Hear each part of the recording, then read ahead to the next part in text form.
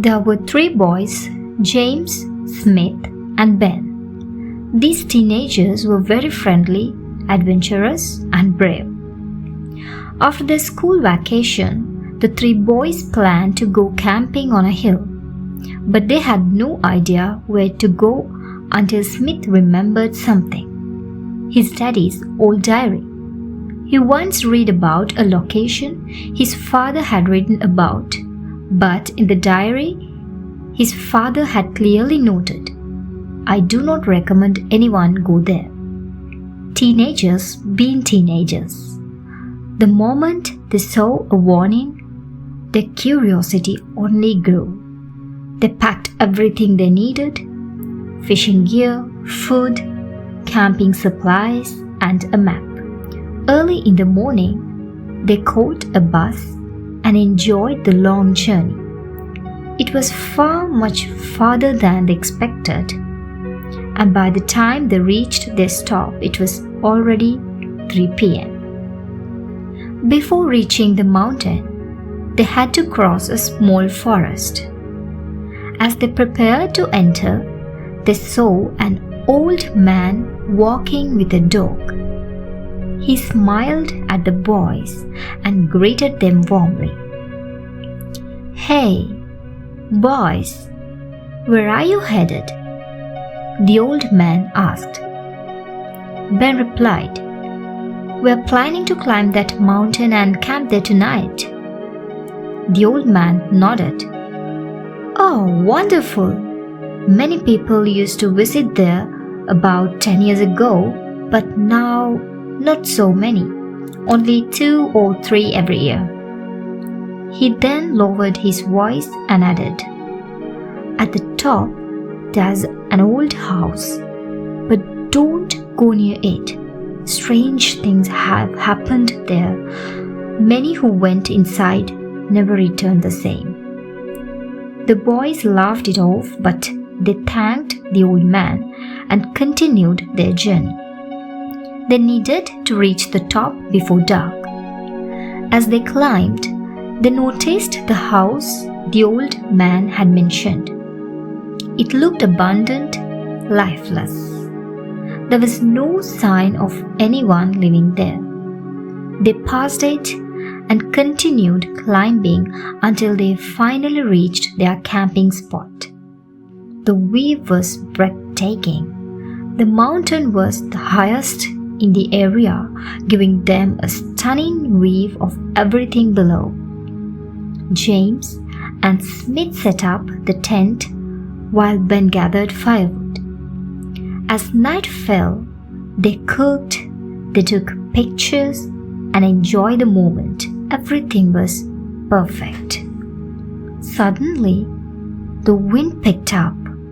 The sky darkened as thick clouds gathered, and before they knew it, heavy rain poured down.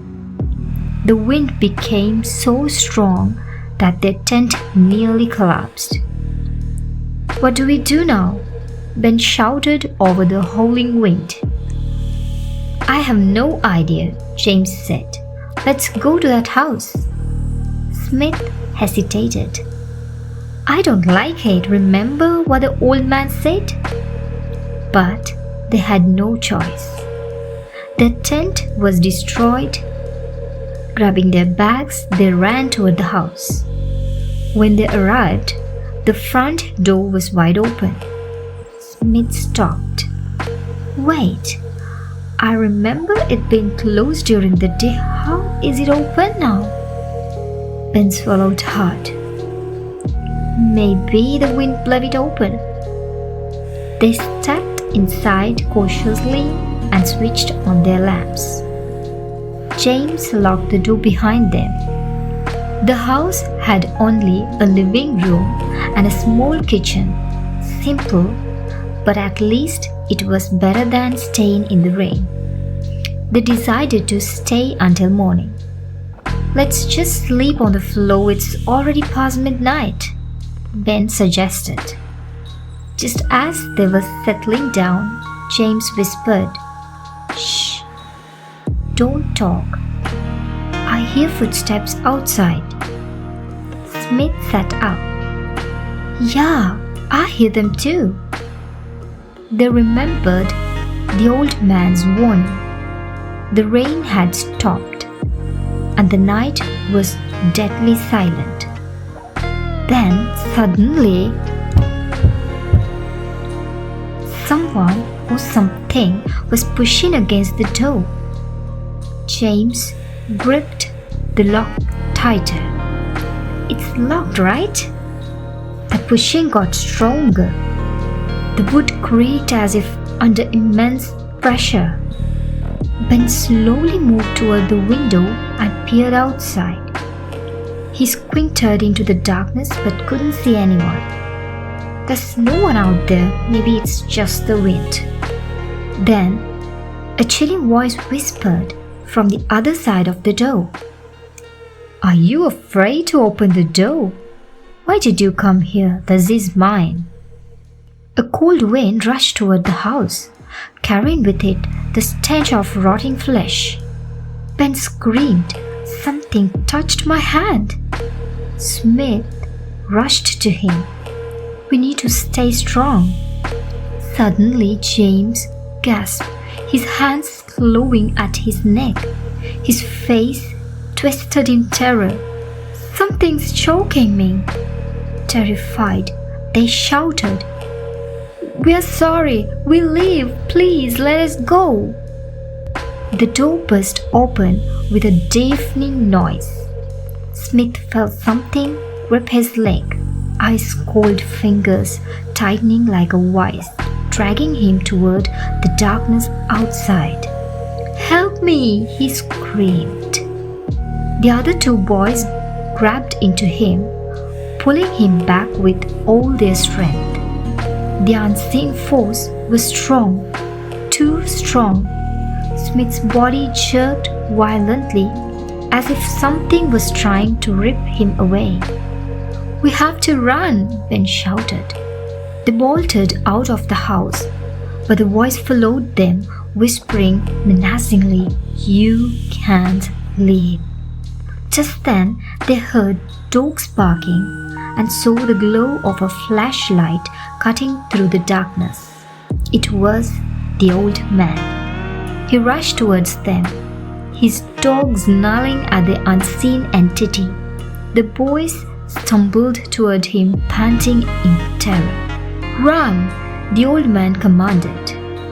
As they sprinted toward him, the house behind them groaned and trembled. A shadowed figure stood in the doorway, hollow eyes gleaming in the dark. The old man didn't hesitate. He reached into his pocket, pulled out a small bag of powder and threw it toward the house. The air crackled, and with a final deafening slam, the door shut on its own. This is not a place for the living, the old man muttered. You should never have come here. Without hesitation, the boys followed him down the path, too afraid to look back. By morning, Ben asked, Why did you come to help us? I felt the storm, the unnatural wind. I knew something had gone wrong, the old man said gravely. That place is cursed. It doesn't let go easily. They reached the town exhausted, shaken, and forever changed. They never spoke of that night again, but deep down they knew something unnatural lived on that mountain.